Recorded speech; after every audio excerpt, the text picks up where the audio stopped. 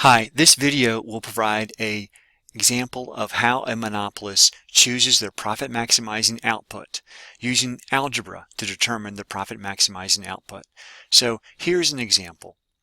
Suppose this company, let's call it Apple, has a marginal cost of $200 per unit and a fixed cost of $736 million.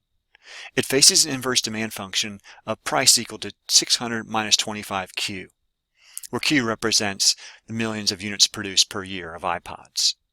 And if Apple has their total cost of 200Q plus 736, 736 is their fixed cost, and 200 times Q is their total cost, given the marginal cost is 200 per unit. What's their average total cost for Apple? We'll divide this TC expression by Q to find average total cost. What's the marginal revenue function for Apple?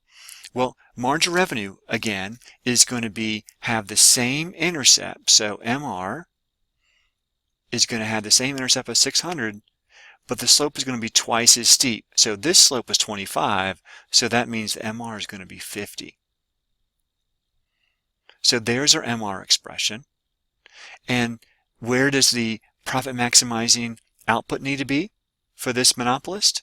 Well, it needs to set MR equal MC. So our MC is given to us 200. Here's our MR expression. So we need to set these two equal. So let's do that on the next page. So 600 minus 50Q is equal to 200. Let's simplify this expression. We have 400 is equal to 50Q.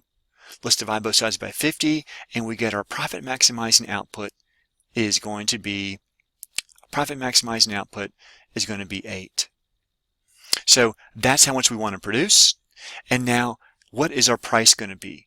Well, this was our price expression, so we're going to put this 8 in right here for Q. And so it's going to be 25 times 8, which of course is 200. So 600 minus 200 is 400. That's the profit maximizing price. Now, can you show this on a graph? So here's the sketch of output being 8 and price being 400. Look like this. Our marginal cost was constant. A downward slope in demand, downward slope in MR curve. Average cost look like this in green. And where MR equals MC is here 8. Go up to the demand curve, that's 400. So that is the profit maximizing price and output. And this is the actual profits, 864. So that's how you solve a profit maximizing question using algebra for a monopolist.